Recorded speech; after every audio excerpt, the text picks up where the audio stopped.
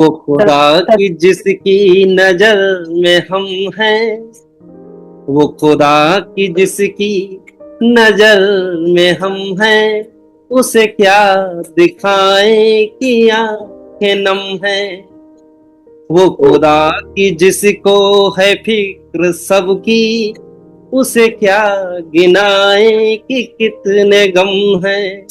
सभी में तेरा ही अक्स फिर भी, सभी में तेरा ही अक्स फिर भी, है कितने मजहब कितने धर्म है।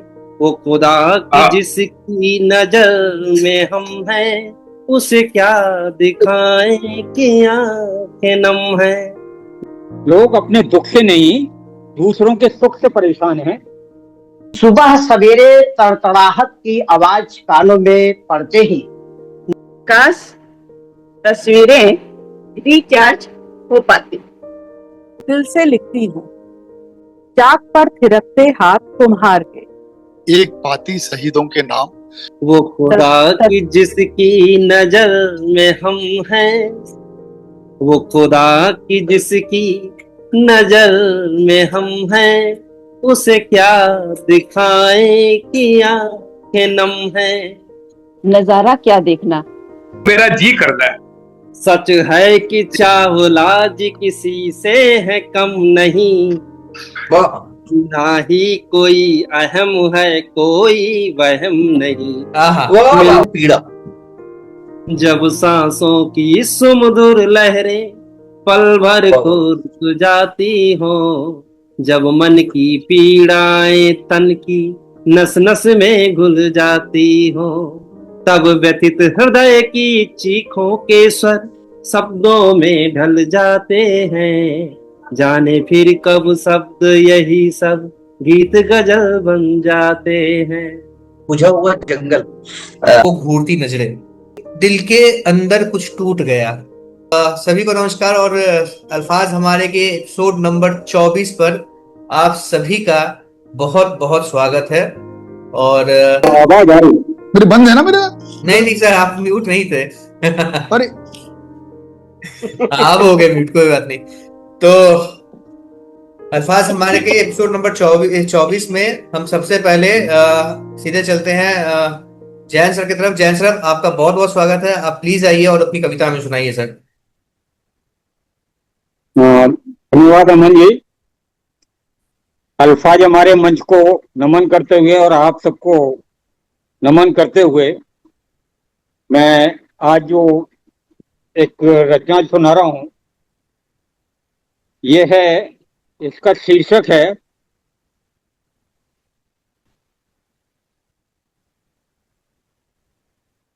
लोग अपने दुख से नहीं सुख से परेशान, दूसरों के सुख से परेशान हैं। लोग अपने दुख से नहीं दूसरों के सुख से परेशान हैं। तो मैं शुरू करता हूं। अभी कुछ दिन पहले की बात शिव पार्वती अपने वाहन को लिए साथ साधारण वेशभूषा में पृथ्वी ग्रह के भ्रमण पर निकले। अपने वाहन को लिए साथ साधारण वेशभूषा में पृथ्वी ग्रह के भ्रमण पर निकले और भारत भू के एक रमणीक स्थल पर उतरे। दोनों एक साथ नंदी पर सवार रास्ते पर थोड़ी दूरी चले, मिले कुछ बुजुर्ग और बहुत से मन चले। देखिए इनके कैसे कैसे थे अल्फाज। बुजुर्गों ने कहा, दोनों को शर्म है ना लिहाज, दोनों को शर्म है ना लिहाज। मनचलों की तरह तरह की बात, उनके अपने अपने थे जज्बात। मनचलों की तरह तरह की बात, उनके अपने थे जज्बात। मियाँ बीवी थोड़े हैं, घर से भागी छोरी छोरे हैं। दुनिया से डर जंगल में भाग आए हैं। देखा दोनों कैसे मजे से बैठे हैं, कैसे सटे बैठे हैं। देखो तो छोरी कैसे चटकारे ले लेकर बातें कर रही है। मुझे तो कोई टैक्सी लग रही है। सोचा होगा यहाँ है सुरक्षित एकांत, मिलेगा अकेला पंथ नितांत। तो जब शिवजी और पार्वती जी ने ये बात सुनी, तो सुनकर ऐसी बातें उनकी रुक गई सांसें, सर्व से झुक गई आंखें, अपनी गलती को देख सोचा जैसा देश वैसा भेष।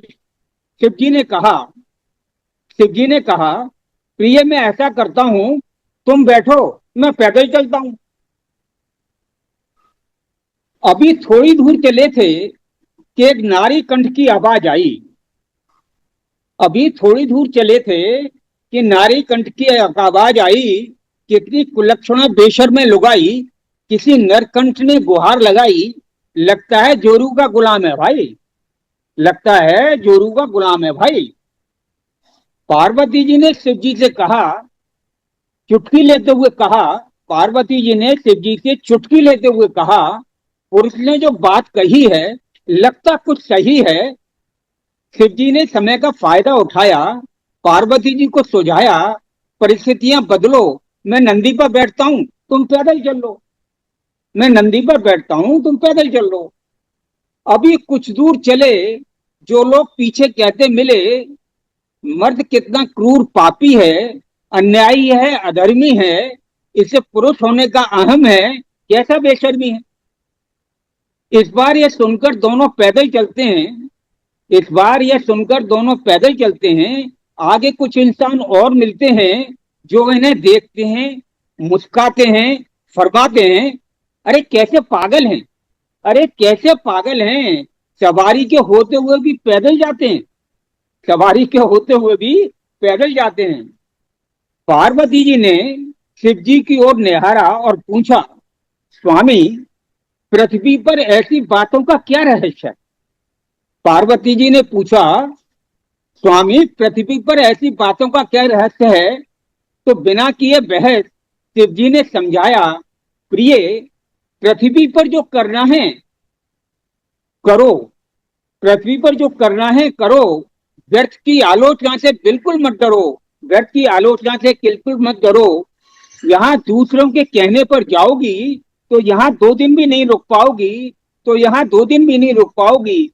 एक बात और, ये पृथ्वी ग्रह के इंसान हैं, ये पृथ्वी ग्रह के इंसान हैं जो अपने दुख से नहीं दूसरों के सुख से परेशान हैं, जो अपने दुख से नहीं दूसरों के सुख से परेशान हैं, दूसरों के सुख से परेशान हैं। धन्यवाद। बहुत ही खूबसूरत, बहुत ही बात सुंदर तो बहुत आपने सही है सर। वर्णन किया, वृतांत बहुत ही अच्छा लिया। और इंसान किसी तरीके से नहीं छोड़ता दूसरे को। वो गाना याद आ गया मुझे कुछ तो लोग कहेंगे, लोगों का काम है कहना, मतलब कुछ भी करो आप, लोग तो कहते ही रहेंगे। ठीक? सही बात है सर, जीवन की यथार्थता को आप दिखा, बहुत सुंदर जैन साहब, बहुत सुंदर। समाज का वास्तविक चित्रण करते हुए और समाज और की सर ट्रेंड ये को दिखाते हुए। रामिक सर आप कुछ बोल रहे थे। जी सर बिल्कुल, ये हाँ सर बिल्कुल, ये समाज की अपनी एक विशेषता है। मैं तो कहूँगा समाज की जो विशेषताओं में से एक ये खास विशेषता है कि वो आलोचना करने सबसे आगे आ जाता है। और समाज के लोगों को अगर मुंह है तो आंख नहीं, आंख है तो मुंह नहीं। मतलब अगर जो देखता है वो कहता नहीं है, और जो कहता है वो देखता नहीं। मतलब जो दिखाई देता है उसे वो उतने जल्दी नहीं कहेगा, जो नहीं दिखाई देता उसको कहने वो पहले पहुंच जाता है। तो बड़ी ही सुंदर तरीके से एक कटाक्ष भी है और ये व्यंग्य भी है समाज के लोगों को।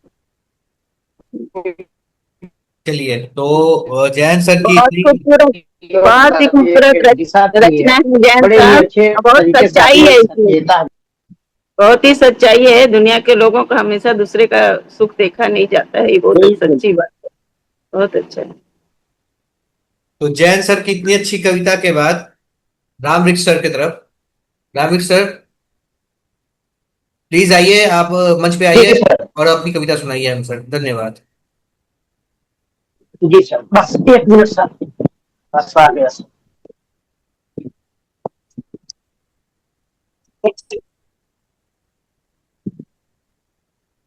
जी सर, सबसे पहले तो इस मंच पर उपस्थित तमाम कवि कवित्रियों का मैं बहुत बहुत स्वागत करता हूँ, धन्यवाद करता हूँ। और मैंने कविता जो भी सुना सर, आपकी बड़ी ही सराहनीय और अच्छी कविता रही। और उसी से प्रेरित एक छोटी सी रचना मेरी है कि अक्सर हम देखते हैं कहाँ कहाँ ये कार्यक्रम होता है, कहाँ कहाँ नहीं, मुझे नहीं ध्यान आता है, लेकिन अक्सर हमारे यहाँ जो एक परंपरा है कि एकादशी के दिन क्या होता है कि सुबह के समय लोग सूप पीटते हैं।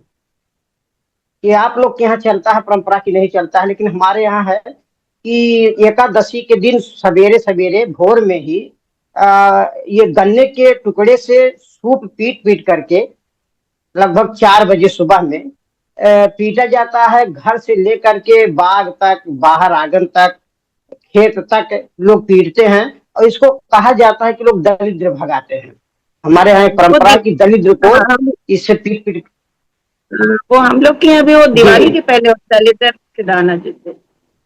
हाँ हाँ हाँ, तो हमारे यहाँ भी वही होता है। तो उसी को मैंने देखा, अचानक मेरा ध्यान गया उस पर लिखने के लिए कि इसकी वास्तविकता क्या है। ये एक आडंबर है, अंधविश्वास है कि वास्तव में इससे दरिद्र भाग जाता है। हमारे मस्तिष्क के दरिद्र, हमारे घर के दरिद्र जो होते हैं दरिद्रता, क्या ये भाग जाती है? तो मेरे अंदर एक मंथन आया, जो विचार आया, मैं उसी को कविता के रूप में आप लोगों के बीच रखता हूँ कि सुबह सवेरे तड़तड़ाहट की आवाज कानों में पड़ते ही नींद टूट पड़ी, मैं जाग पड़ा। देखा कि लोग सूप पीट पीट कर दरिद्र भगा रहे थे, घर के कोने कोने से, आंगन बाग बगीचे से। मैं समझ ना पाया कि दरिद्र कहाँ है, कौन है, भागा या नहीं। दरिद्र मनुष्य खुद अपने कर्म से, अपनी सोच से होता है या हो जाता है। यह कैसी विडंबना है, हम जानकर अनजान है और कहते हैं कि हम महान हैं, बलवान हैं, संज्ञान हैं और बुद्धिमान हैं, जबकि अपने इन्हीं कर्मों से ही हम परेशान हैं। जबकि अपने इन्हीं कर्मों से ही हम परेशान हैं। मैं समझ चुका था कि सदियों से अंधविश्वास और रूढ़ियों के बोझ को ढोकर लगता है बस यही हमारे दुखों का एक निदान है। इसीलिए तो सूप पीट पीट कर दरिद्र भगाने के बाद भी दरिद्रता ही आज हमारी पहचान है। दरिद्रता ही आज हमारी पहचान है। जी धन्यवाद सर। बहुत बहुत बढ़िया सर, बहुत बढ़िया सर, बहुत बढ़िया। बहुत सुंदर सर। आपने बहुत सुंदर। जैन सर की कविता को और आगे बढ़ाया और ये बहुत ही बढ़िया लगा सर, बहुत ही खूबसूरत कविता सर। बहुत ही अच्छा, सच्ची घटना पर आधारित लग रही है, बहुत ही अच्छी कविता है। बहुत ही सुंदर बात कही आपने दलिद्र भगाने पर। मैंने पहली बार जाना वैसे तो ये बात, लेकिन हाँ, परंपरा है तो करते हैं। सही हाँ, परंपरा तो निभाते ही जा रहा है आदमी, अब तक तो निभाते हैं, बाद की बात बाद में। चलिए, तो इतनी अच्छी कविता बैक टू बैक, इतनी अच्छी दो कविता, खूबसूरत कविताएं सुनने के बाद अब हम चलते हैं हमारे और दूसरे साथी की तरफ बढ़ते हुए हम सीधे चलते हैं पद्मा मैम की तरफ। पद्मा मैम, आपका बहुत बहुत स्वागत है, आप आइए और प्लीज अपनी कविता सुनाइए। अल्फाज हमारे मंच को नमन, सभी उपस्थित जनों को नमन, और जो अनुपस्थित हैं उन्हें भी नमस्कार। मैं भी एक कल्पना की, अपनी कल्पना को लेकर आई हूँ एक कविता के रूप में।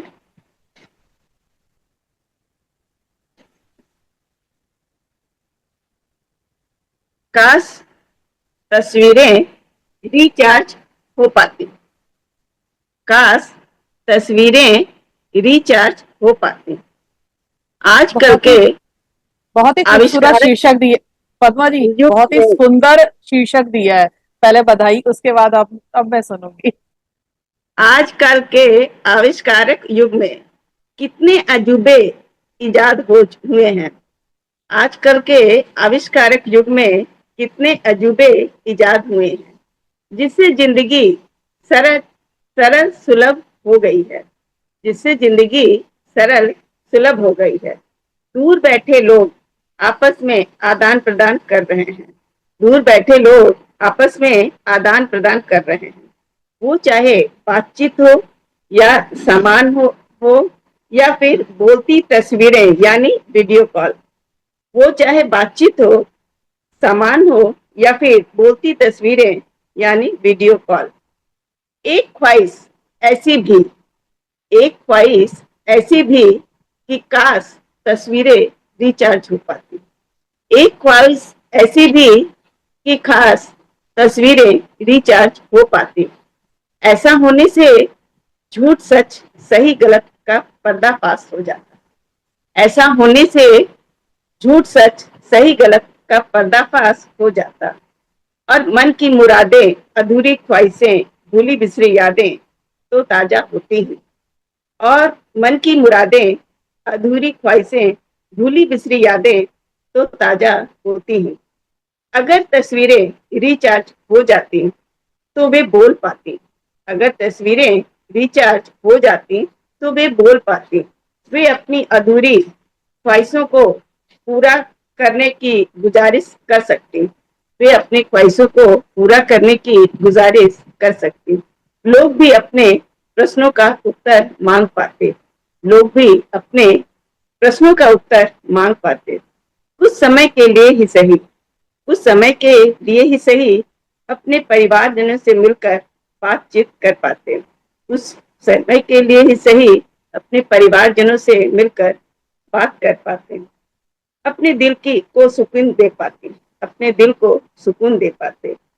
और बेहतर तो तब होता, और बेहतर तो तब होता जब कोर्ट कचहरी के फैसले, और बेहतर तो तब होता जब कोर्ट कचहरी के फैसले मूक तस्वीरों के आधार पर या झूठे आदमी के गवाह पर नहीं होती। और बेहतर तो तब होता जब कोर्ट कचहरी के फैसले मूक तस्वीरों के आधार पर या झूठे आदमी के गवाह पर नहीं होती, बल्कि तस्वीरों के रिचार्ज होने पर वे खुद अपना बयां दे पाती। बल्कि तस्वीरों के रिचार्ज होने पर वे खुद अपना बयान दे पाती। सच्चाई खुद ब खुद सामने आ पाती। सच्चाई खुद ब खुद सामने आ जाती। दूध का दूध, पानी का पानी हो पाता। दूध का दूध, पानी का पानी फैसला हो जाता। जब भी जरूरत महसूस हो, जब भी जरूरत महसूस हो, तस्वीरों को रिचार्ज कर घर परिवार की जरूरत पर परामर्श ले सकते। जब भी जरूरत हो, घर परिवार के जरूरी परामर्श ले पाते। समाज और देश की तो भलाई ही भलाई होगी। समाज और देश की तो भलाई ही भलाई होगी, क्योंकि अनेकों घोटाले मृत तस्वीरों के नाम पर थोपे जाते हैं। क्योंकि अनेकों घोटाले मृत तस्वीरों के नाम पर थोपे जाते हैं। तस्वीरों को रिचार्ज कर उसकी सफाई तो ली जा सकती है। तस्वीरों को रिचार्ज कर उसकी सफाई तो ली जा सकती है। उसके अनुसार सही आदमी की पहचान हो सकती है। उसके अनुसार सही आदमी की पहचान हो सकती है। बहुत सारी ऐतिहासिक बातों का भी पर्दाफाश हो पाता। बहुत सारी ऐतिहासिक बातों का भी पर्दाफाश हो पाता। इंसान झूठ बोल सकता है, स्वार्थी बन सकता है। मूक तस्वीरें भी झूठी हो सकती हैं। मूक तस्वीरें भी झूठी हो सकती हैं। देखा गया है जो दिखता है वो कभी कभी सत्य नहीं भी होता है। देखा गया है जो दिखता है वो कभी कभी सत्य भी नहीं होता है। जो घटित हो रहा है, जो घटित हो रहा है वह भी अधिकांशतः सत्य नहीं होता। जो घटित हो रहा है वह भी अधिकांशतः सत्य नहीं होता, क्योंकि हो सकता है वह किसी साजिश का हिस्सा हो। क्योंकि हो सकता है वह किसी साजिश का हिस्सा हो। परंतु आत्मा कभी झूठ नहीं बोलती। परंतु आत्मा कभी झूठ नहीं बोलती। यह तो 100% सत्य है। यह तो 100% सत्य है। तो जीवित इंसान की तरह मूक तस्वीरों को रिचार्ज कर बोलने का मौका मिल जाए, तो जीवित इंसान की तरह मूक तस्वीरों को रिचार्ज कर बोलने का मौका मिल जाए तो फैसले कभी गलत न हो पाए। तो फैसले कभी गलत न हो पाए। घर परिवार समाज देश का भला हो जाए। घर परिवार देश समाज का भला हो जाए। काश तस्वीरें रिचार्ज हो पाती। काश तस्वीरें रिचार्ज हो पाती। दिनों दिन देश दुनिया की तकनीकी आविष्कार को देखते हुए, दिनों दिन देश दुनिया की तकनीकी आविष्कार को देखते हुए एक यह कल्पना भी संभव हो पाती। एक यह कल्पना भी संभव हो पाती। काश तस्वीरें रिचार्ज हो पाती, काश तस्वीरें रिचार्ज हो पाती। धन्यवाद। बहुत सुंदर बहुत सुंदर अभिव्यक्ति मैडम। बहुत ही सुंदर आपने लिखा है कि तस्वीरें भी बोल पाती हैं अभिव्यक्ति और रिचार्ज हो जाती, तो सब कुछ सच पता चलता, दूध का दूध पानी का पानी हो जाता। बहुत सारी बातें हैं, बहुत सुंदर कल्पना है। जैसे मैं कहती हूँ कि अगर होती मेरे पास टाइम मशीन तो वैसे ही ये कि अगर हमारे फोटोज रिचार्ज हो जाते तो। बहुत बढ़िया, बहुत सुंदर। तब बहुत सारे राज खुल जाते दरमियान, बहुत सारे राज खुल जाते ऑन द स्पॉट, बहुत सी चीजें बारीकी से पता चल जाती।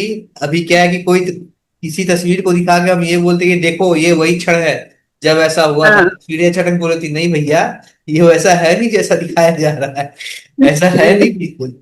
मजेदार इतिहास तो भरा पड़ा है कि 10 कविता मैंने लेखक लोग 10 तरह से कविता सब लिखते गए हैं, लेकिन क्या सत्य है वो नहीं मालूम है। अगर वो तस्वीरों को बोलने का मौका मिल जाए तो सत्य सामने ही आ जाए। पद्मा दीदी, आपकी कविताएं ना जीवन से जुड़ी होती हैं, बहुत सुंदर। जो कल्पना भी करते हो ना, बहुत सुंदर होती है आपकी। बहुत बहुत शुभकामनाएं आपको, बहुत सुंदर कविता। धन्यवाद।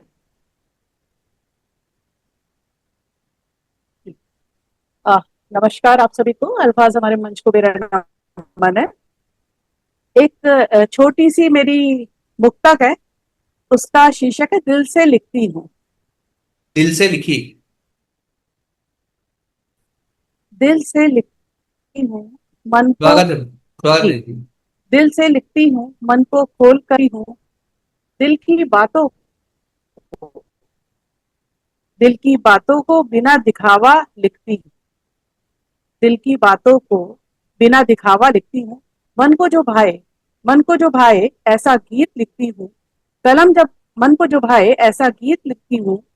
कलम जब उठती है तो अपना पराया ना देखती है, कलम जब उठती है तो अपना पराया ना देखती है। वो तो प्रकृति के कण कण से संगीत ढूंढ ही लेती है, वो तो प्रकृति के कण कण से संगीत ढूंढ ही लेती है।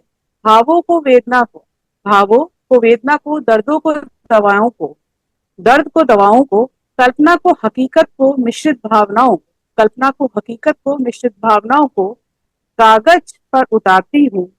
दिल से लिखती हूँ मन को खोलकर रख देती हूँ।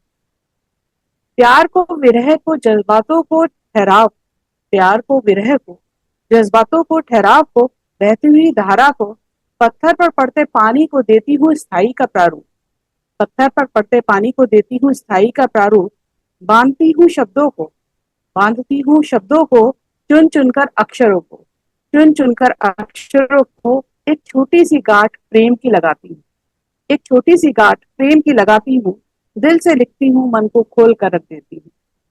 काली अंधेरी रात में, काली अंधेरी रात में जगमगाते जुगनुओं की तरह, काली अंधेरी रात में जगमगाते जुगनुओं की तरह तब कविता फैल जाती है, तब कविता फैल जाती है और दिलों के पार जाकर मुस्कान खिला जाती है, और दिलों के पार जाकर मुस्कान खिला जाती है। धन्यवाद।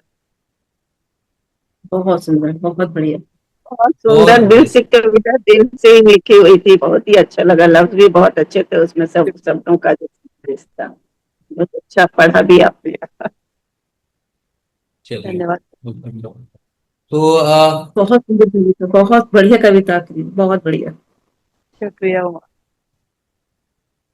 दीदी की कविता छोटी छोटी होती है लेकिन बहुत गहरी गहरी बातें एक बार में कह जाती हैं। वो कभी कभी ऐसा होता है कि हम उस सब्जेक्ट गहरी भी होती है और बहुत अर्थपूर्ण होती है। हाँ नहीं, कभी कभी ऐसा होता है ना कि वो कविता कुछ चल रही होती है और हम उसमें उस चीज की अपेक्षा नहीं करते जो दीदी छोटी सी बात में बोल के निकल जाती है, और बाद में हम सोचते हैं अच्छा इसका ये भी, इसमें तो ये भी छुपा हुआ था। तो बहुत ही छोटी छोटी चीजें दीदी बोल के निकल जाती है और बाद में उसका एनालिसिस करना पड़ता है हमको। तो बहुत ही ये कविता भी दीदी बहुत ही मजेदार थी और बहुत ही अच्छी कविता थी। वैसे भी मैडम की कविताएं जो है छोटी छोटी होती है लेकिन रसखान के दोहे की तरह हैं। हाँ, सागर में सागर। वो शुक्रिया। एक था ना सतसैया के दोहरे, वो एक पूरा जो नावक के तीर देखन में हाँ छोटे लगे घाव करे हाँ गंभीर। हाँ, देखन में छोटे लगे और घाव करत गंभीर, वही है। चलिए, तो सेशन 1 के बाद हम सेशन 2 की तरफ बढ़ चुके हैं और प्रियंका दीदी की एक बहुत ही अच्छी कविता हमने सुनी। और हम फिर वापस उन्हीं के पास चलते हैं, जैसा कि हम पहले ही बोल चुके थे। तो दीदी, आप प्लीज अपनी दूसरी कविता हमें सुनाइए। आपका स्वागत हो। शुक्रिया अमन। मेरी ये कविता दूसरी भी छोटी सी है, मुक्तक कहना चाहूंगी इसको भी। चाक पर थिरकते हाथ कुम्हार के। कविता का शीर्षक है चाक पर थिरकते हाथ कुम्हार के। चाक पर नित नई गढ़ती कृतियां, चाक पर नित नई गढ़ती कृतियां, कुम्हार की कैसी है अद्भुत कलाकारी। कुम्हार की कैसी है अद्भुत कलाकारी, कितनी मनोहारी लगती वो माटी पर सुगढ़ हाथों की कारीगरी। कितनी मनोहारी लगती वो माटी पर सुगढ़ हाथों की कारीगरी। जब थिरकते सदे हाथ, जब थिरकते सदे हाथ चाक के ऊपर लय कौशल से, प्रतीत होता है मानो संगीत पर कुशल नर्तन हो रहा है किसी का। जब थिरकते हाथ, सदे हाथ चाक के ऊपर लय कौशल से, प्रतीत होता है मानो संगीत पर कुशल नर्तन हो रहा है किसी का। माटी के वो बर्तन, माटी के वो बर्तन तब आंच में पककर निकलते, निखरते पक्के होकर। माटी के वो बर्तन तब आंच में पककर निकलते, निखरते पक्के होकर। जीवन चक्र भी एक चाक है, जीवन चक्र भी एक चाक है, चढ़ा जिस पर है हर मनुष्य उम्र पर्यंत। चढ़ा जिस पर है हर मनुष्य उम्र पर्यंत। अनुभव से संघर्ष से, अनुभव से संघर्ष से, परिश्रम से, मेहनत से, पसीने की हर एक बूंद से तपकर निखर जाता है। पसीने की हर एक बूंद से तपकर निखर जाता है। बन जाता है तभी कुंदन, बन जाता है तभी कुंदन। आ जाता है जीवन में ठहराव, समझदारी व परिपक्वता। आ जाता है जीवन में ठहराव, समझदारी व परिपक्वता। फिलॉसफी छोड़, फिलॉसफी छोड़ मैं तो फिर माटी पर आती हूँ। फिलॉसफी छोड़ मैं तो फिर माटी पर आती हूँ। कुछ सुहानी यादों के झरोकों में लिए चलती हूँ, कुछ सुहानी यादों के झरोखे में लिए चलती हूँ। बचपन में गड़े थे हमने भी, बचपन में गड़े थे हमने भी छोटे छोटे चूल्हे, भगोने, कटोरी, गिलास, चम्मच और चकला, बेलन, तवा, चिमटा अपने इन नन्हे नन्हे हाथों से। बचपन में गड़े थे हमने भी छोटे छोटे चूल्हा, भगोने, कटोरी, गिलास, चम्मच, चकला, बेलन, तवा, चिमटा इन नन्हे नन्हे हाथों से। खेल कर मिट्टी से लथपथ हो, खेल कर मिट्टी से लथपथ हो जब घर आते थे कसम से दोस्तों।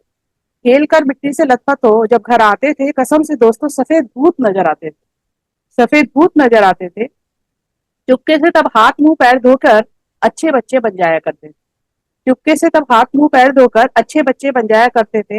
हाँ, कभी दिवाली पर जब दिया लेने जाते थे, हाँ कभी दिवाली पर जब दिया लेने जाते थे तब कुम्हार काका का चाक घुमाकर उल्टी सीधी टेढ़ी मेढ़ी शेप बनाया करते थे।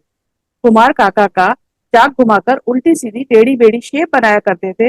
और तभी कुमार काका के, और तभी कुमार काका के जरा से हाथ के सहारे से, तभी कुमार काका के जरा से हाथ के सहारे से चाक गढ़ देता था एक अनुपम अनुपम कृति। चाक गढ़ देता था एक अनुपम कृति। वो सुंदर दिया बन जाने पर, वो सुंदर दिया बन जाने पर इटलाया भी खूब करते थे।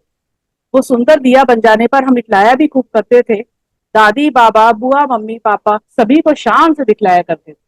दादी बाबा बुआ मम्मी पापा सभी को शान से दिखलाया करते थे। बचपन के उस पल में, बचपन के उस पल में अनायासी कलाकार हम भी बन जाया करते थे। बचपन के उस पल में अनायासी कलाकार हम भी बन जाया करते थे। धन्यवाद।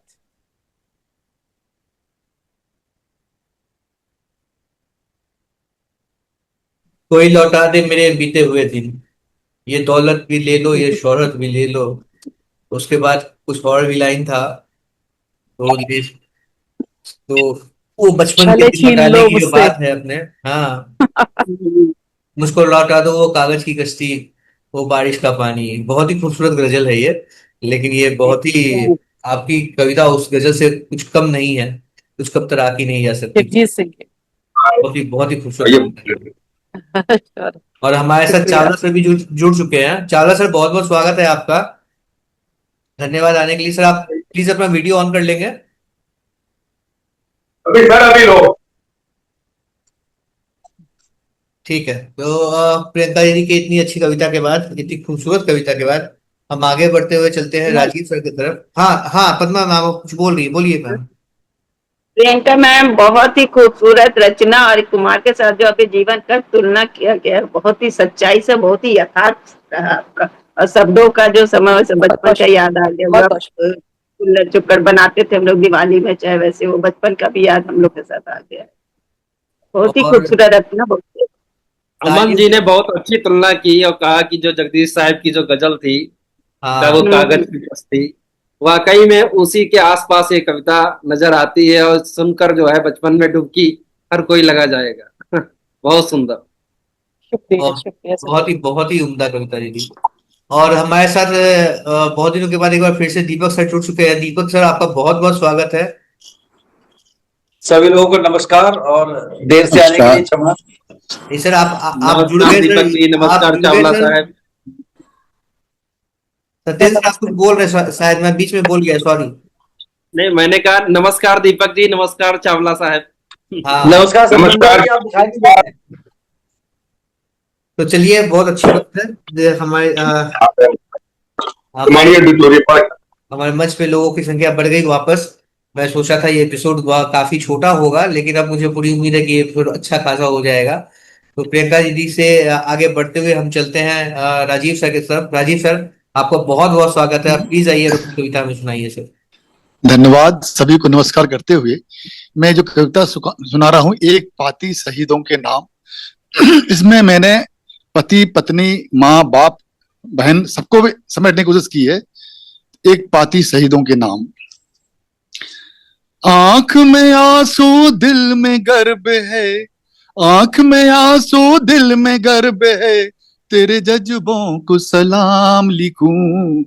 दर्द की स्याही में डूबे कैसे एक पाती शहीद के नाम लिखूं।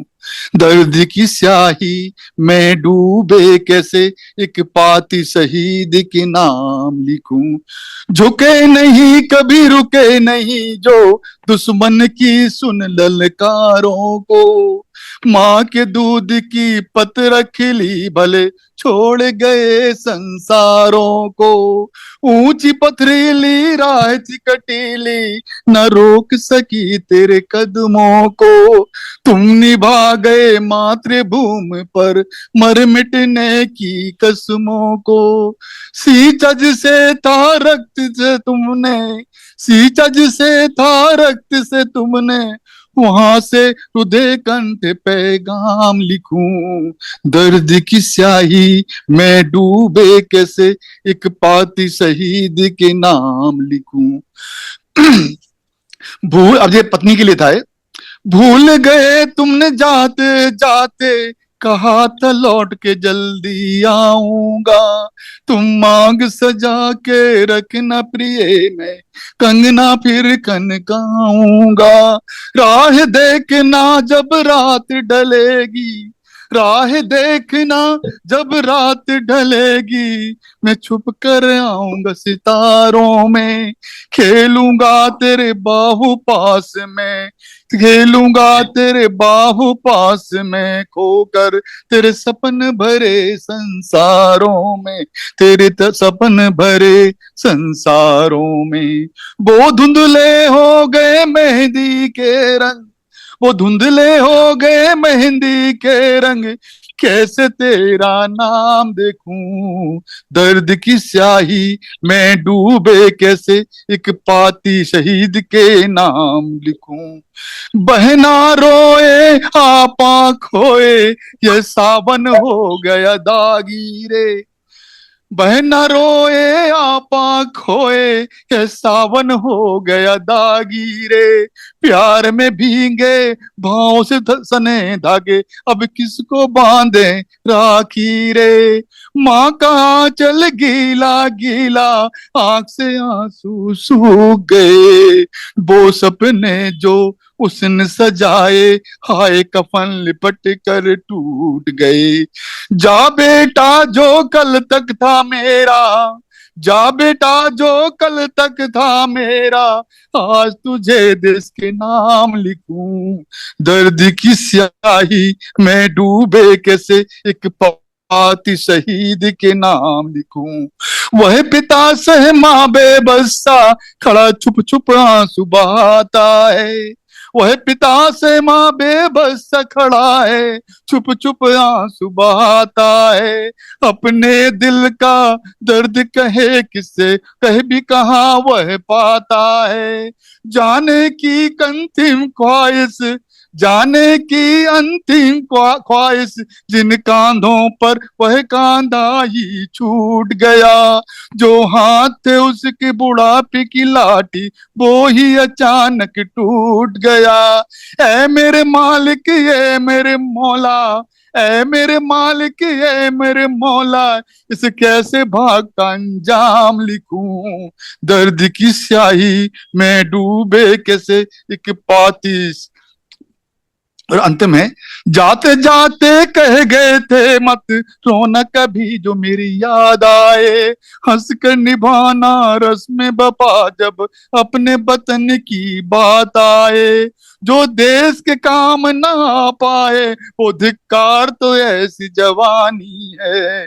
अपने वतन की खातिर बहा लहू, यह खुदकुशी नहीं कुर्बानी है। बस यही तमन्ना है मेरी माँ, बस यही तमन्ना है मेरी माँ, मरूं तो हर बार तुझ पे मरूं।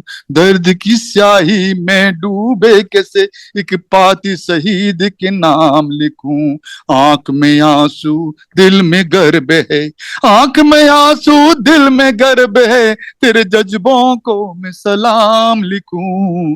दर्द की स्याही में डूबे कैसे एक पाती शहीद के नाम लिखूं, एक पाती शहीद के नाम लिखूं। धन्यवाद जी। बहुत ही भावुक कविता सर। आपने ये पाती पे लिखी और मुझको याद आई कि मैंने एक लिखी थी अंतिम पाती। तो उस कविता, आपकी कविता सुनते सुनते मैं उस कविता को ढूंढने की कोशिश कर रहा था कि कहीं मुझे मिल जाए, शायद दूसरी या तीसरी किताब लिखी हुई होगी। लेकिन बहुत ही उम्दा कविता सर, और ऐसा लग रहा था कि जैसे आप खुद भी इस चीज को फील कर रहे हो, और हमारी रूह तक आपकी आवाज पहुंची है। बहुत ज्यादा फील हुआ मुझको ये कविता। रावत साहब, रावत साहब, आपकी कविता सुनकर चार पंक्तियां याद आती हैं किसी की कि महज याद भर कर लेने से कुर्बानियां जिनकी, हर वतन परस्त की हर आंख भर आती है। वो चंद लोग अपने जो खामोश रह गए अक्सर, उन्हीं के दम से ये तारीख मुस्कुराती है। वाह वाह, क्या बात, क्या बात। वाह सर, बहुत बढ़िया सर, बहुत बढ़िया। बहुत ही भावपूर्ण कविता, जो कि हर एक रिश्ते ने बताया है कि शहीद का उनके इस दिल में या घर में या जगह में क्या स्थान है, और साथ में कमी कैसे महसूस कर रहे हैं, वो कह के क्या गए थे और क्योंकि वो शहीद हो गए। मतलब बहुत ही भावपूर्ण और बहुत ही मतलब निःशब्द कर दिया।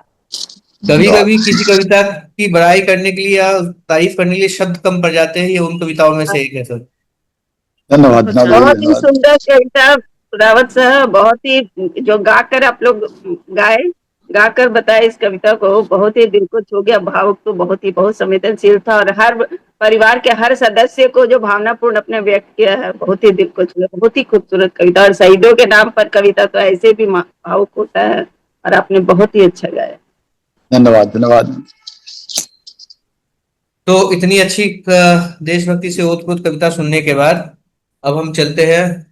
उमा मैम कहीं चली गई क्या? उमा मैम आप हैं वहां?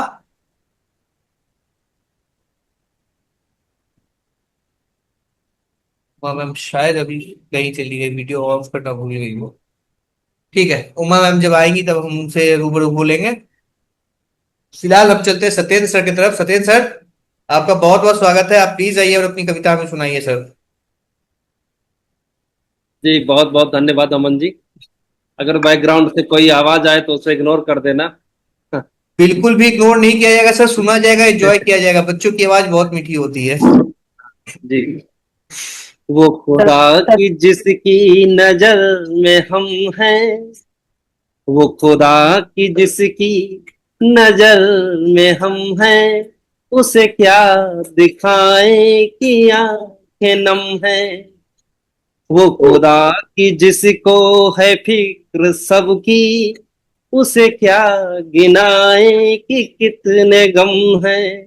वो खुदा जो खामोशियां भी सुन ले, उसे क्या जताएं कि क्या सितम है। वो खुदा जो सबकी तकलीफ समझे, उसे क्या दिखाएं कि क्या जख्म है। वो खुदा जो रखे हिसाब सबका, उसे क्या बताएं कि कितने खम है। वो खुदा की जो हम सफर सफर का, वो खुदा कि जो हम सफर सफर का, फिर क्या फिकर की किधर कदम है। खुदा या तुझसे भी क्या ये कहना कि मोहब्बतों के चलन खत्म है। वो खुदा की जिसको है इल्म सारा, उसे क्या बताएं कि क्या वहम है। और अंतिम से, सभी में तेरा ही अक्स फिर भी, सभी में तेरा ही अक्स फिर भी, है कितने मजहब कितने धर्म है।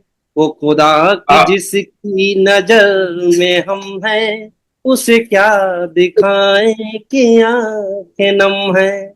बहुत बहुत शुक्रिया। बहुत खूबसूरत। वाह वाह सुरेंद्र जी, आज आपकी आवाज बहुत दिनों के बाद सुनने को मिली। और ऐसी गायकी, आपकी गायकी के तो कायल हैं हम। और जो शब्द हैं और जो उसके भाव हैं कविता के, मतलब ये नहीं कि उसमें कोई, मैं कुछ कह रहा हूँ कि उससे कम है गायकी से, इक्वली बराबर है। आपकी गायकी, आपकी कविता, मुबारकबाद हो। बहुत बहुत धन्यवाद। ये मुझे तब लिखना पड़ा कि कभी कभी लगता है हम दुखी होते हैं, बस रोने लगते हैं, या मंदिर में जाके बस मांगने लग जाते हैं। और आके मंदिर में ज्यादातर लोग मांगने ही जाते हैं। तो वो तो सब कुछ जानता है, उसे हम क्या दिखाएं, क्या बोलें, क्या कहें, क्या जताएं। सही बात है सर, बहुत ही बहुत ही सुंदर बिल्कुल सही। भाव, बहुत सुंदर भाव सत्येंद्र जी। और अभी क्योंकि आप पर्दे के पीछे ही रहते हैं, तो मैं ये कहना चाहूंगी कि तेरी आवाज ही तेरी पहचान है। और साथ में गायकी तो आपकी शान है। बहुत ही बहुत बहुत खूबसूरत। शुक्रिया। सत्येंद्र सर का आवाज तो पहचान नहीं है, जो गाते हैं उतना सुंदर, इतना अच्छा तरन्नुम में, तो वही पहचान है ही। शुक्रिया मैडम। सत्येंद्र जी, पर्दे के बाहर खुदा क्यों नहीं के आ रहे, लिए क्या जो कोई आपने रीजन है? बोला वो बिल्कुल अच्छा, दीपक खुदा हो, भगवान है, जो भी हो, लेकिन बहुत ही अच्छा लगा, दुख में सुख में जी सब जी, में साथ देना।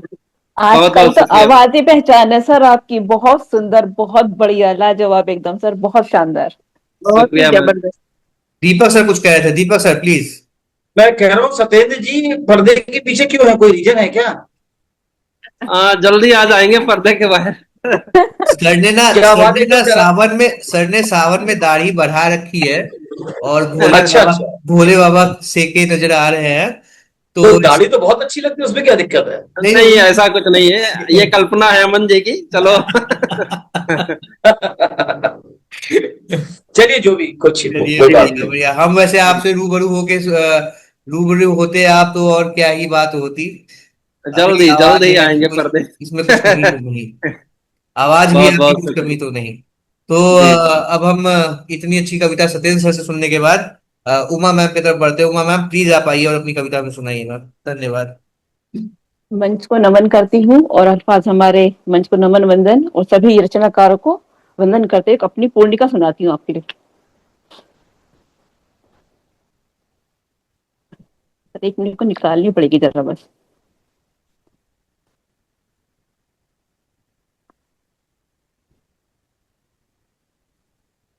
सर 1 मिनट का समय दीजिए बस।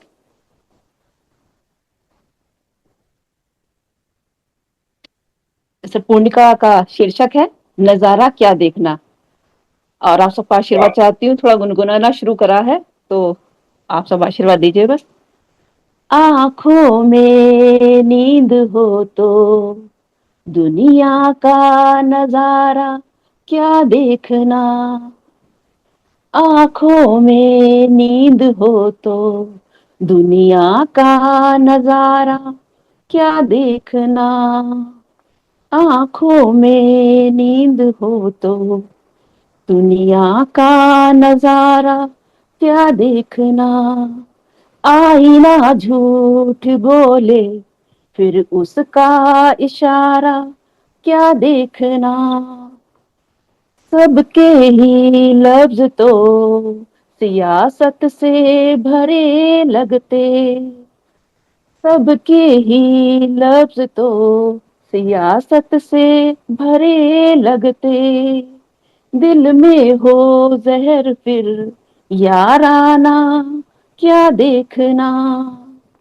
दिल में हो जहर फिर याराना क्या देखना, तूफान से गिला है मगर कश्ती भी न थी हमारी, तूफान से गिला है मगर कश्ती भी न थी हमारी, किस्मत के खेल में फिर किनारा क्या देखना, किस्मत के खेल में फिर किनारा क्या देखना, इन बातें इंसानियत की कर रहे सभी आजकल, बातें इंसानियत की कर रहे सभी आजकल, दिल में ना हो इंसानियत तो नारा क्या देखना, दिल में ना हो इंसानियत तो नारा क्या देखना, खुशियाँ जो बांटनी थी मुझसे वो छिन गई सारी, खुशियाँ जो बांटनी थी मुझसे वो छिन गई सारी, खुद सलीब पे चढ़े हम फिर सहारा क्या देखना, खुद सलीब पे चढ़े हम फिर सहारा क्या देखना, तेरे ही घर से उठता है अब गर्द और गुबार अर्तिका, तेरे ही घर से उठता है अब गर्द और गुबार अर्तिका, हवाओं से बुझते चिरागों का नजारा क्या देखना, हवाओं से बुझते चिरागों का नजारा क्या देखना, आंखों में नींद हो तो दुनिया का नजारा क्या देखना, आईना झूठ बोले फिर उसका इशारा क्या देखना। बहुत बहुत धन्यवाद। बहुत ही खूबसूरत कविता मैम, बहुत ही खूबसूरत कविता। और फिर आपने भी जो तरन्नुम में गाया है उसके लिए क्या ही कहे, बहुत ही उम्दा सर, बहुत ही। आपकी कविता इस मंच पर या अगले किसी मंच में मैंने सुनी है आपसे? ये मैं कई जगह सुना चुकी हूँ। हाँ हाँ, वो निकला था मैंने कि सुनी हुई कविता थी ये। या फिर उसमें आपने गा के नहीं सुनाया था? ट्यूनिंग जो है वो गा के मिलती नहीं है। सुनाया, ये वैसे सुनाई है हमेशा, लेकिन गाया हाँ। पहली बारी है, गाने हाँ का हाँ, प्रयास वही किया है। बहुत बहुत सुंदर है और बहुत प्यारे। क्योंकि सर जो बहुत पूर्णिका है ना, ये गाई जाती है, तो जी इसलिए जी। मैं प्रैक्टिस कर रही हूँ कि जो गा सकते हो तो मैं गा लूं। हाँ, लास्ट बहुत बार मैंने ये सुना था आपने आपने। वीडियो क्यों बंद कर दिया था? क्योंकि सर प्रतिलिपि से निकाल के सुना रही थी, इसलिए नेक्स्ट टाइम लिख के रखूंगी। उमा मैम, आपका जो आपकी इस गजल के जो सेकंड लास्ट जो था शेर, उसको सुन के याद आता है कि एक शख्स जो तमाम उम्र मिलाता रहा है हाथ, हाँ हाँ एक शख्स हाँ। जो तमाम उम्र मिलाता रहा है हाथ, दिखता दिए के साथ है, रहता हवा के साथ। के साथ। बहुत नहीं, बहुत आपने ये चंद धन्यवाद। पंक्तियां, ये 4 पंक्तियां सुनाई है सर, उससे मुझे याद आया कि आपने वादा किया था ये कविता पूरी की जाएगी और हमारे साथ साझा की जाएगी, तो ये कविता क्या पूरी हुई सर? नहीं, अभी दूसरी समस्याओं में उलझा हुआ हूं थोड़ा, लेकिन पूरी होगी जैसे ही सुनाऊंगा।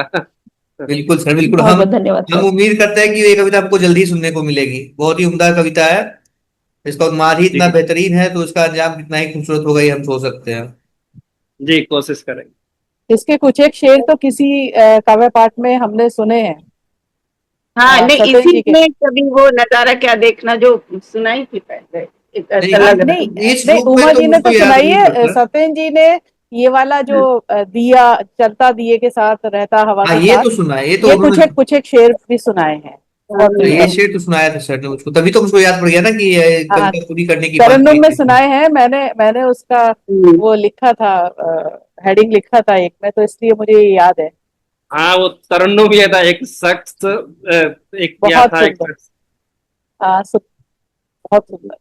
चलिए उमा मैम बहुत ही खूबसूरत अभी पूर्णिका रही और बहुत ही अच्छे से अपने किया। और उसका आपका अंदाज बहुत ही अच्छा लगता है, हमको नया चीज सीखने मिला। पूर्णिका पहले मैंने सुनी थी कभी भी। Thank you ma'am, thank you, thank you. गायकी मुक्तक सब तो सुना था कविता, लेकिन पूर्णिका का बहुत अच्छा लगा। धन्यवाद मैम, धन्यवाद। चलिए, उमा मैम की इतनी शानदार कविता के बाद इतनी सर, चावला सर आपका बहुत बहुत स्वागत है सर, प्लीज आइए और अपनी कविता सुनाइए सर। सबसे पहले तो क्षमा के प्रार्थी है कि मैं आपकी संगत के अंदर थोड़ा लेट से आया था। आज कुछ मेहमान आए हुए थे तो मैं शुरू से सब लोगों को सुन नहीं पाया। वो अमन जी रिकॉर्डिंग भेजेंगे तो मैं उसमें आनंद लूंगा फिर।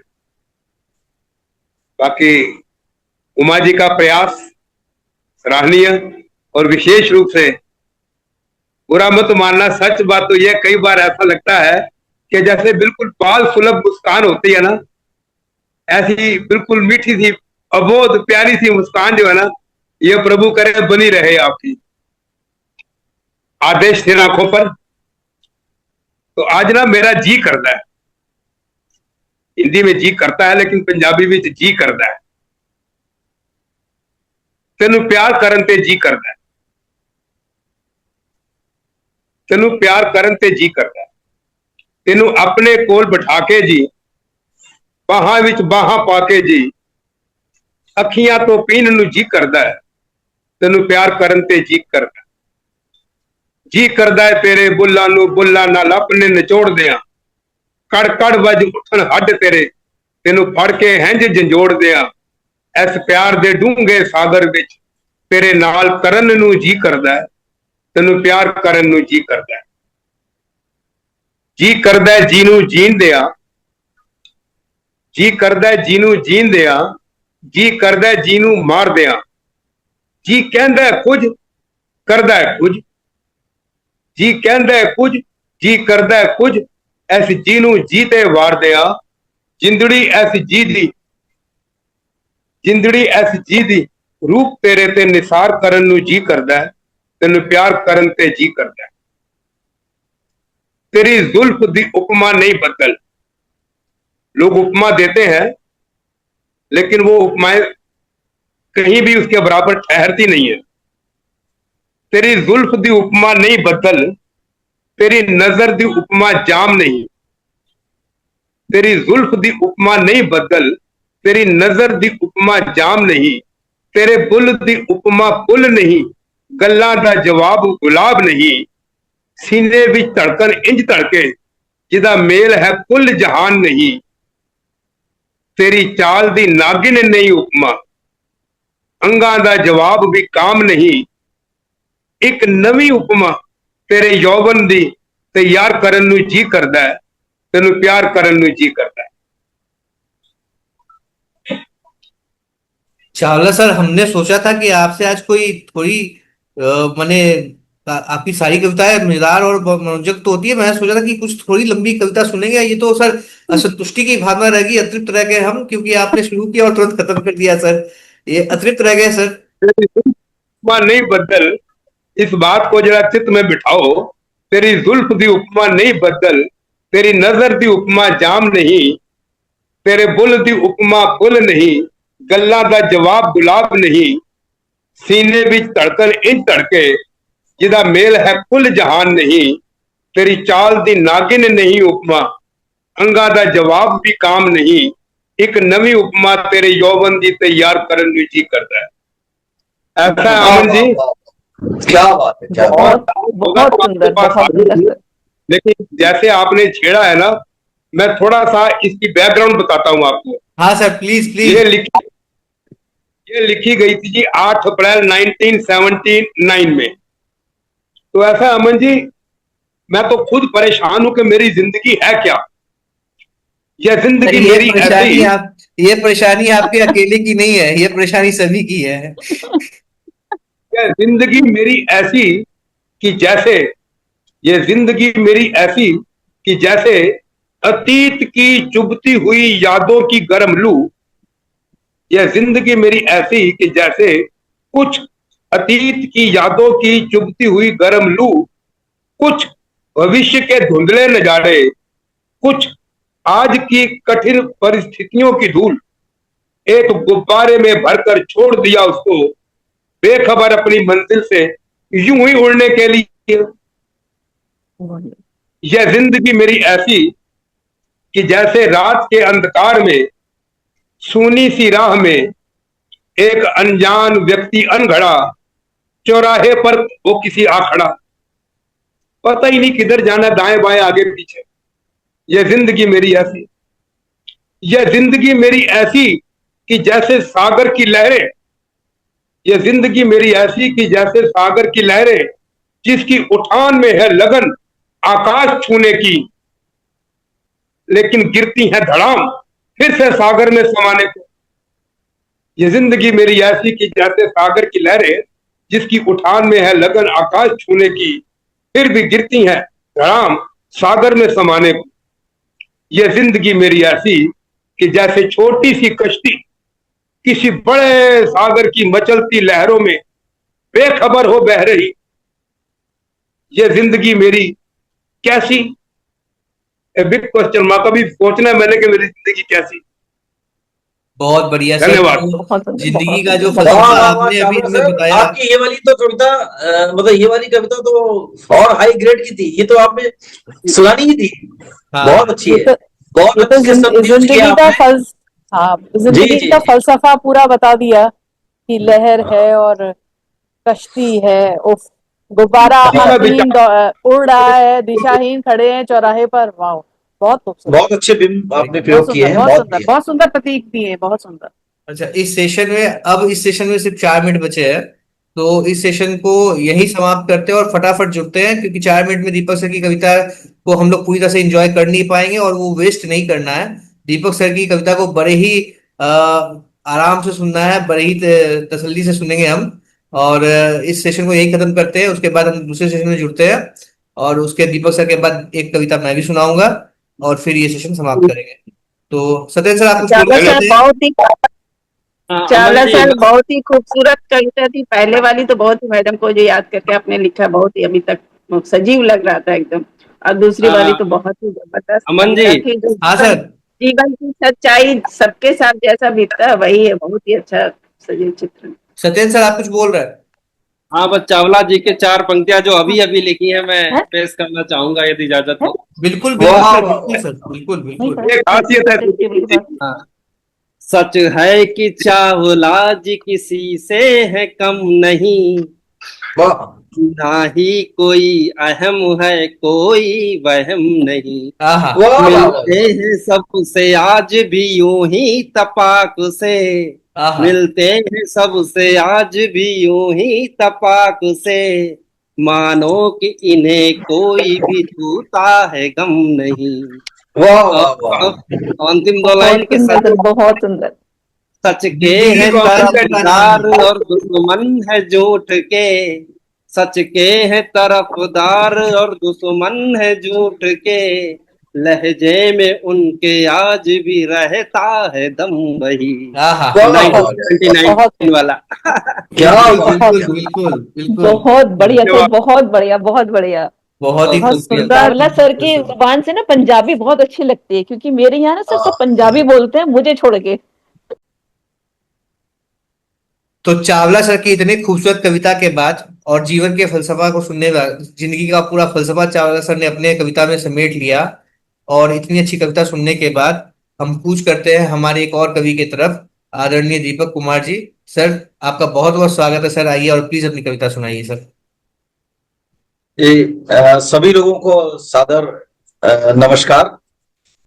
बहुत दिनों बाद ये मौका मिला है तो जरूर सुनाऊंगा। 2 छोटी छोटी कविताएं हैं, अगर परमिशन होगी तो 2 की तो सुना दूंगा।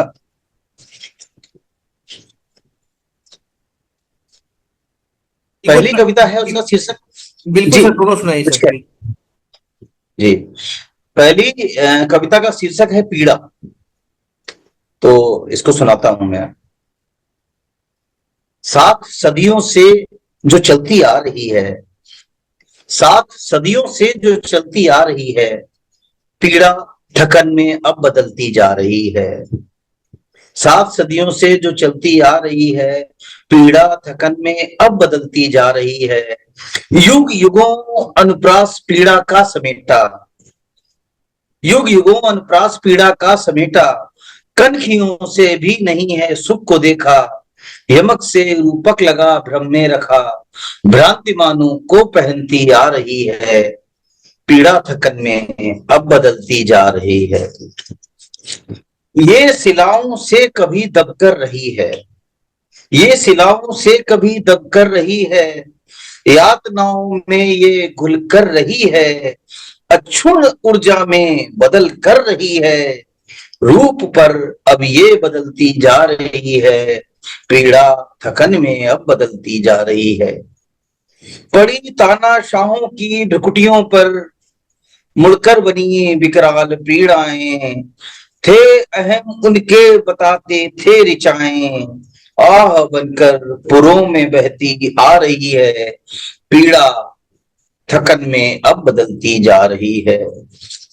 ये घुली थी चंद सिक्कों में कभी, ये घुली थी चंद सिक्कों में कभी, मजबूरियों के संग थी ये भी बिकी, था फसल का भाव जब फीका मिला, ये किसानों के पसीने से छकी, जाने कब से विष पिए ये जा रही है, पीड़ा थकन में अब बदलती जा रही है।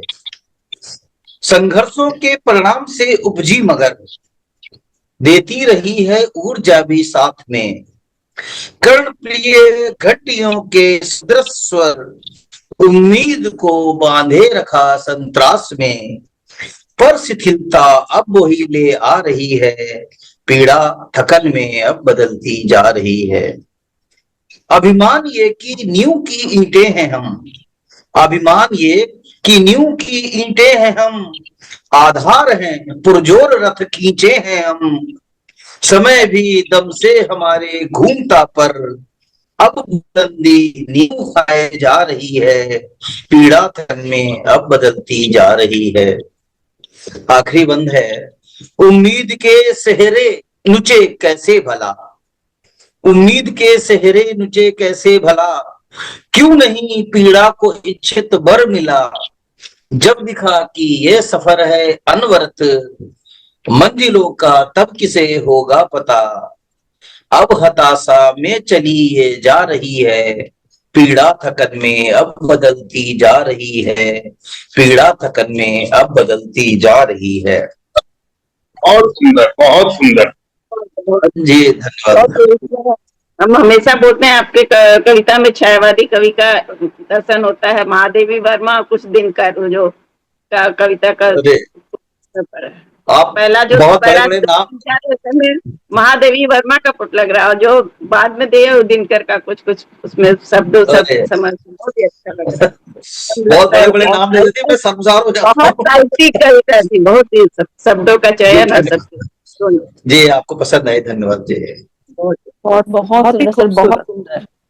पदम साहब, आपकी पीड़ा का थकन में बदलना, हमारी पीड़ा शब्दों में ढल जाती है। आप हर किसी की जो है पीड़ा और सारे अनुभव हैं शब्दों में ढलते हैं। तो 4 पंक्तियां याद आती हैं कि जब सांसों की सुमधुर लहरें पल भर को रुक जाती हो, जब मन की पीड़ाएं तन की नस नस में घुल जाती हो, तब व्यथित हृदय की चीखों के स्वर शब्दों में ढल जाते हैं, जाने फिर कब शब्द यही सब गीत गजल बन जाते हैं।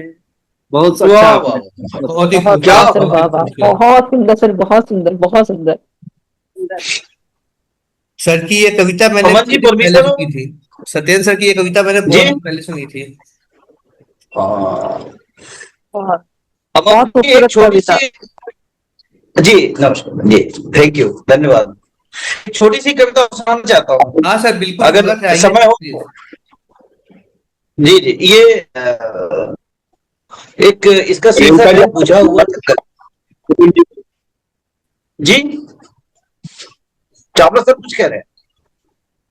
मैं कह रहा था प्रियंका जी बड़े सलीके से आमंत्रित करती है ना अमन अमन सर को। अभी सर दीपक सर की एक कविता बाकी है, उसके बाद अभी प्रियंका, उसके हाँ बाद मैं आऊंगा सर। अभी दीपक सर की एक कविता बाकी है। सर आप प्लीज आइए दीपक सर। अभी दीपक जी सुनाएंगे। हाँ थैंक यू, धन्यवाद। इस कविता का शीर्षक है बुझा हुआ जंगल। तो मैं सुनाना चाहता हूँ। बुझा हुआ जंगल वो कैसे, बुझा हुआ जंगल वो कैसे। पहली प्रतिक्रिया यही होती है जब कोई सुनता है कि यह है बुझा हुआ जंगल। शायद इस जंगल ने खो दिया हो अपना जंगलीपना, शायद इस जंगल ने खो दिया हो अपना जंगलीपना, जैसे कि दरख्तों का चरमराना, बादलों का वहीं अटक जाना, बीच में एक सरोवर होना और उसी एक घाट के छोरों पर अलग अलग प्यासों का बुझना। खो देना जंगलीपना, बाज और चील की उन्मुक्त उड़ानों का, चिड़ियों की चहचहाटों का, गिद्धों की निस्तारण क्षमताएं, हवाबीलों की उत्सुकता का, सियारों का हुआ हुआ करना छूट जाना, मैना का राग संगीत, बाघों की ऐलानिया दहाड़े, हिरणों का सदा व्याप्त भय, या शायद हाथियों की मद भरी टोलियों का रौदन। पता नहीं, पता नहीं क्या खोया और बुझ गया ये जंगल। बुझ गया ये जंगल जब इस जंगल के बीच एक सड़क आर पार हुई। बुझ गया ये जंगल जब इस जंगल के बीच से एक सड़क आर पार हुई और इस जंगल के चारों छोरों पर मनुष्यों की बस्तियां बस गईं। शायद जंगल शिकार करना भूल गया है, शायद जंगल शिकार करना भूल गया है, तभी तो खुद शिकार होकर बुझ गया है, तभी तो खुद शिकार होकर बुझ गया है। सर ये कविता नहीं है, ये सच्चाई है समाज की। उस कड़वी सच्चाई को आपने टटोलने की या खरोचने की कोशिश की है जो आज हमारे चारों तरफ फैल रहा है। हालांकि इस मुद्दे पे समय समय पे बहुत सारी बातें की गई हैं, लेकिन ये ज्वलंत मुद्दा है जिसके ऊपर सब आंखें मूंदे बैठे हुए हैं। हम जानते हैं कि मकान टूट रहा है हमारा, लेकिन हम कुछ कर नहीं पा रहे हैं। वो बेचारे बेजुबान बिल्कुल हैं, ये सब जानते हुए भी कि कुछ कर नहीं पा रहे। एक बहुत ही जी दयनीय चित्र आई थी सामने जब साउथ में जब वो जंगल कटे थे, जहां 2000 पेड़ एक ही दिन में, एक ही रात में काट दिए गए थे। अगले दिन बहुत से जानवर जो है लोगों के घरों के बाहर आ गए थे खाना मांगने के लिए। तो वो बहुत ही दारुण दृश्य था।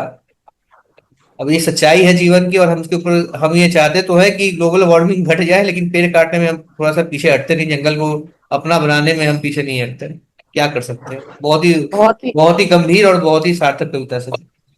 बहुत ही गंभीर विषय को उठाती हुई आपकी कविता है। वृक्षों का अनधिकृत दोहन और जंगलों का लुप्त होना बहुत ही सार्थक कविता है और सार्थक तरीके से आपने इसमें वर्णन किया है। काफी काफी आजकल की सच्चाई को बताती हुई बेहद सुंदर। आपकी कविता का शीर्षक, आपकी कविता का शीर्षक है।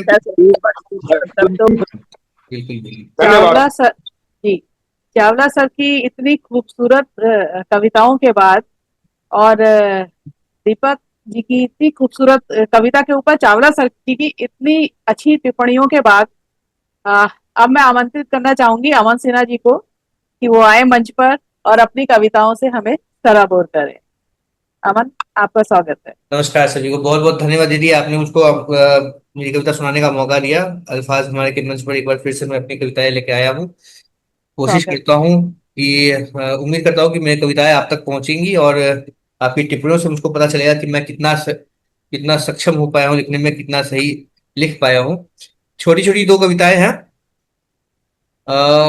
एक कविता है आज के बढ़ते हुए जनरेशन के ऊपर। हम आज के जनरेशन, मैं खुद को आज इस साल का जनरेशन नहीं मानता, क्योंकि हम अर्ली 80s के पैदाइश है, और अभी जो अर्ली 20s की जो पैदाइश है उनका जमाना है। तो उनको मद्देनजर रखते हुए मैंने एक कविता लिखने की कोशिश की थी। कविता का शीर्षक है वो घूरती नजरें। वो घूरती नजरें जो हमें देखकर जलती है।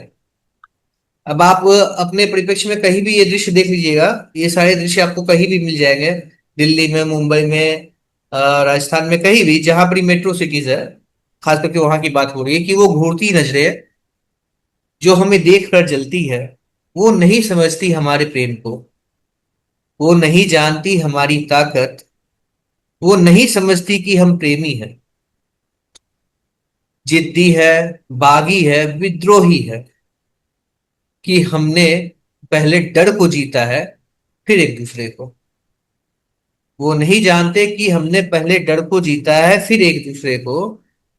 वो घूरती नजरें नहीं जानती कि हम सवालों से नहीं डरते, हम अपना प्रेम स्वीकार करते हैं सरेआम। हर बंधनों हम बंधनों पर नहीं, रिश्ते निभाने पर यकीन करते हैं। हम साथ रहना चाहते हैं, साथ उड़ना चाहते हैं, पर जुदा होना नहीं चाहते। वो घूरती नजरें कहीं भी मिल जाती है, सफर में, बाजार में, मेले में या अकेले में, अपनों में, परायों में और अनजानों में भी। बस पूछती है एक ही सवाल, हम ऐसे क्यों हैं? इतने निडर, इतने बेफिक्र, इतने लापरवाह और इतने हिम्मती कैसे? वो घूरती नजरें जो प्रेम को नहीं जानना चाहती और आजमाना नहीं चाहती, वो मिलन का मतलब सिर्फ वासना से समझती है, पर प्रेम तो पवित्र होता है। वह ये वो ये क्यों नहीं मानती कि प्रेम में पहले मन मिलते हैं, फिर कहीं जाकर तन का मिलन होता है। इसमें तन से पहले मन का मिलना जरूरी होता है।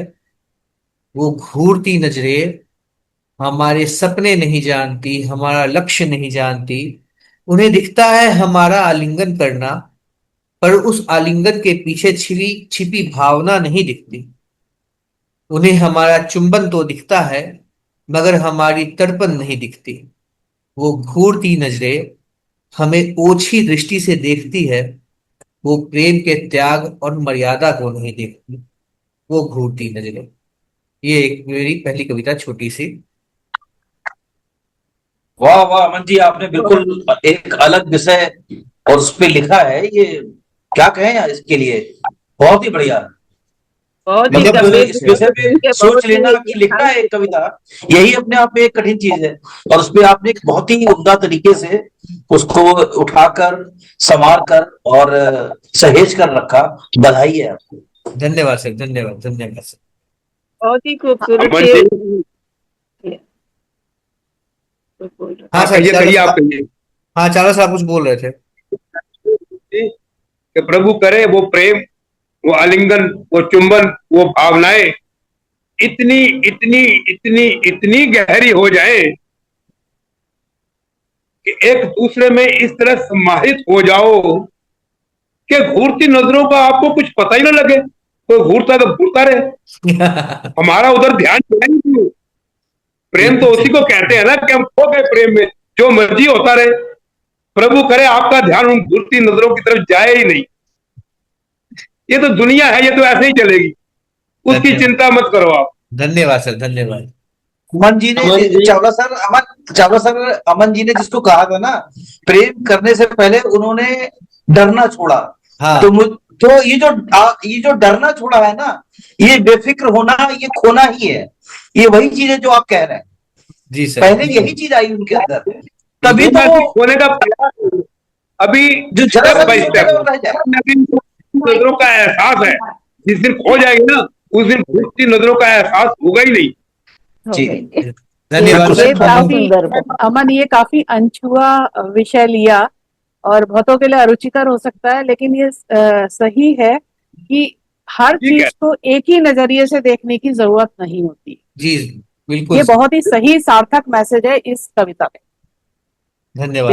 ये सिक्के का दूसरा पहलू अमन जी ने देखा है, और ये वाकई आपने जिस तरह से जो आपने कहा वही मैं भी कहना चाह रहा था। जो विषय है बिल्कुल नया विषय है और बहुत बढ़िया विषय आपने जो उठाया। नजरिया अपना अलग भी तरीके से हो सकता है उनका देखने का। एक ही चश्मे से हमको हर एक को नहीं देखना चाहिए। नहीं, आजकल के जनरेशन के समय बहुत ही यथार्थ चित्रण अमन जी ने किया है, बहुत ही अच्छा। धन्यवाद मैम, धन्यवाद, संदेश भी है इसमें, समाज के लिए एक संदेश भी है कि अपनी मनोवृत्ति को बदलो। नहीं नहीं। सुधारें सुधारें। तो अमन जी, जी हाँ सर, इतना सदैव सब कुछ कहने के बाद मैं क्या कहूं, बस इतना कहूंगा कि आपने भावनाओं के बहुत गहरे स्तर को गहनता के साथ छुआ है।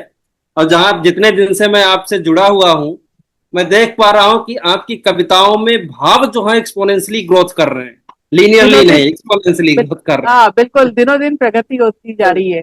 हैं। और धन्यवाद सर, एक्सपोनेंशियली धन्यवाद बिल्कुल सही कहा। धन्यवाद धन्यवाद। और मुझे ये बात कहने में कोई इसमें वो नहीं है कि सच में मैं इस मामले में बहुत पीछे हूँ, आपसे बहुत अरे पीछे सर, हूँ। क्या बात कर रहे हैं सर, ऐसा मत बोलिए प्लीज। नहीं नहीं, ये कविता सुनने के बाद मुझसे ईर्ष्या होने लगी है। चलिए, बढ़िया बढ़िया। तो एक चलिए सर मैं पहले भी कहती हूँ ना सर, चलिए तो फिर मैं अमन आपको सर बोलो ना, पापा जी। सर हाँ अमन हाँ सर मैं प्लीज। वो चीज देखते हैं जो हम नहीं देखते। ये वो चीज हाँ देखते हैं और उसको भाव को ना जीते हैं पूरा पहले अच्छे से, हाँ उसको फिर कविता लिखते हैं। बहुत शानदार हाँ, कविता। नए नए विषयों के अनछुए विषयों को लेकर पहुंचते हैं और बहुत ही अच्छा गहराई से उसका विवरण होता है। शब्दों का चयन भी बहुत अच्छा है और यथार्थ एकदम रहता है। नया देखिए जनरेशन को दृष्टिकोण, बहुत ही सच्ची बात उन्होंने चलिए चलिए, बहुत बहुत धन्यवाद आप, चूंकि दृष्टिकोण का अमन जी मेरी फर्क कविता कितना आप लोगों पड़ता तक है। पहुंची। अमन जी एक बार मुझे कहना है, हाँ दृष्टिकोण का फर्क अगर आपको जानना हो नजरिए का, तो जो लोग मसूरी गए हैं उनको मालूम होगा, एक वहां पर एक पहाड़ी है जिसे कहते हैं केमल बैक, उसमें ऊंट बना हुआ दिखता है वहां पे, लेकिन वो सिर्फ एक जगह से दिखता है। अगर आप दूसरी तरफ से जाएंगे तो वो ऊंट नहीं दिखता है। तो अमन जी ऊंट देख लेते हैं अपनी और उसी पे कविता लिखते हैं। तो ये इनके लिए ताली बजाने वाली चीज है। चलिए चलिए, बहुत बहुत धन्यवाद। तो मैं आपको एक दूसरे अनछुए पहलू पे लेके जाता हूँ। मेरी कोशिश रहती है हमेशा ऐसी चीजों पे लिखने की, मुझको ऐसा लगता है कि ये सारे सब्जेक्ट, ये सारे विषय, इन सबों पर लिखा जाना चाहिए। और मैं कोशिश करता हूँ जितना मेरा ज्ञान है, जितनी मेरे पास शब्दों की सीमाएं हैं, उन शब्दों में मैं जो लिखने की कोशिश करता हूँ वो लिखता हूँ। जो लिख पाता हूँ वो लिखता हूँ। तो एक और अनछुए पहलू की तरफ मैं आपको लेके चलता हूँ। और स्वागत है। अगर ये भी आप तक पहुंचे तो मुझको बहुत ही खुशी होगी। लेकिन ये थोड़ी संजीदा है, और आप लोगों को मैं सभी से रिक्वेस्ट करूंगा कि मेरे हर एक शब्द को सुने, तो फिर आप तक ये कविता पहुंचेगी। आपको शुरुआत में लग सकता है कि ये पता नहीं कहाँ जा रहा है, लेकिन अंत तक आप वो वहां तक मैं आपको लेके जाऊंगा, कोशिश करूंगा। कि दिल के अंदर कुछ टूट गया, दिल के अंदर कुछ टूट गया, अपना सा कोई रूठ गया। दिल के अंदर कुछ टूट गया, अपना सा कोई रूठ गया, लाख संभाला मैंने पर साथ किसी का छूट गया। वो साथी था, वो हमदम था, मेरे घावों पर मरहम था। वो साथी था, वो हमदम था, मेरे घावों पर मरहम था। मैं जहां चला वो वहां चला, हमराही मेरा हरदम था। अब आते हैं मुद्दे पर। कि हाव भाव से ढीला था, स्वभाव से थोड़ा शर्मीला था। हाव भाव से ढीला था, स्वभाव से थोड़ा शर्मीला था। आवाज में नरमी थी उसकी, और बदन थोड़ा लचीला था। आवाज में नरमी थी उसकी और बदन जरा थोड़ा लचीला था। वो यार था मेरा प्यार नहीं, था लोगों को एतबार नहीं। वो यार था मेरा प्यार नहीं, था लोगों को एतबार नहीं। ना जाने क्यों ऐसी बातें लोगों को होती स्वीकार नहीं। कि तन से नर दिखने वाला वो मन से पूरा नारी था। तन से नर दिखने वाला वो मन से पूरा नारी था। कुंठित समाज के नजरों में वो पूर्णतः व्यभिचारी था। ये गलती तो कुदरत की है, आभा अलग काया अलग। ये गलती तो जबरदस्त। कुदरत की है, आभा अलग काया अलग। तन से मन का मेल नहीं, जिस्म अलग और रूह अलग। कि खुद को नारी जानने वाला नारी पर ललचाए कैसे। खुद को नारी जानने वाला नारी पर ललचाए कैसे। मन से नर को चाहने वाला नारी से नैन लड़ाए कैसे। पर यारी है सबसे अलग, जिसमें लिंग का भेद नहीं। यानी दोस्ती, यारी का मतलब यहां दोस्ती से है कि यारी है सबसे अलग, जिसमें लिंग का भेद नहीं। वो नर है या नारी है, मन से किसी बात का खेद नहीं। फिर फिर क्या हुआ? फिर ना जाने कैसा शोर हुआ, बस यही नहीं हर ओर हुआ। न जाने कैसा शोर हुआ, बस यही नहीं हर ओर हुआ। कमजोर सी कुछ अफवाहों पर, कमजोर सी कुछ अफवाहों पर वो घबराकर भाव विभोर हुआ। कि अपनी तो यारी पक्की थी, पर लोगों की नजरें शक्की थी। अपनी तो यारी पक्की थी, लोगों की नजरें शक्की थी। हम थोड़े भी तैयार न थे, पर उनकी तैयारी पक्की थी। कि ढूंढा उसको पर दिखा नहीं, ढूंढा उसको पर दिखा नहीं। घर गया मगर वो मिला नहीं। संदेश भेजे कई मगर जवाब एक भी मिला नहीं। मैंने सोचा वो बदल गया। अब इस पंक्ति पे गौर करिएगा कि मैंने सोचा वो बदल गया, लेकिन वो थोड़ा बदल गया। लोगों का भ्रम मिटाने को लोगों के संग वो उलझ गया। सबने हमको मजबूर किया, हम एक दूसरे से दूर किया। कोमल अपने रिश्ते को तानों से चकनाचूर किया। कि हम एक दूसरे को भुला बैठे, अपनी दुनिया जला बैठे। हम एक दूसरे को भुला बैठे, अपनी दुनिया जला बैठे।